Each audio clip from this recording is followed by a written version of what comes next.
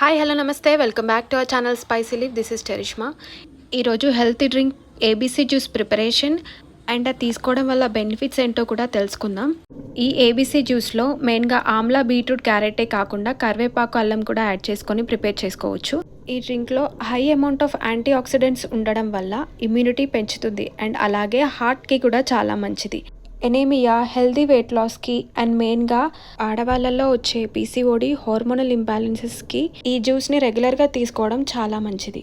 ఉసిరికాయలో ఉండే high amount of vitamin C వల్ల హెయిర్, స్కిన్ ప్రాబ్లమ్స్ అండ్ అలాగే ఐ ప్రాబ్లమ్స్ని కూడా తగ్గిస్తుంది. పింపుల్ ఫ్రీ, గ్లోయింగ్ స్కిన్ కోసం అండ్ అలాగే ఎసిడిటీ, ప్రిమెచ్యూర్ గ్రేయింగ్ హెయిర్ని కూడా కంట్రోల్ చేస్తుంది. మొత్తానికి మన బాడీలో ఉన్న టాక్సిన్స్ అన్నీ తీసేసి మన బాడీ రెసిస్టెన్స్ని పెంచుతుంది. సో ఇంకా ఎన్నో హెల్త్ బెనిఫిట్స్ ఉన్న ఈ హెల్తీ డ్రింక్ ప్రిపరేషన్ ప్రాసెస్ని చూసేయండి.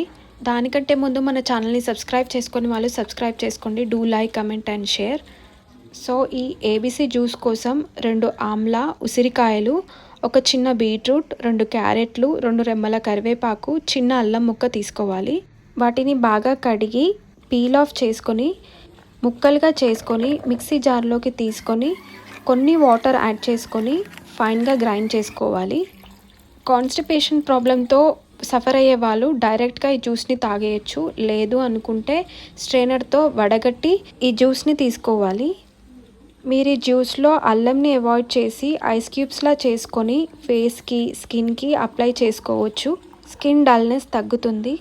సో ఈ వడగట్టిన జ్యూస్ని ఎంటీ స్టమక్లో మీరు రెగ్యులర్గా తీసుకున్నట్లయితే 10 to 15 డేస్లో రిజల్ట్స్ మీరే చూస్తారు.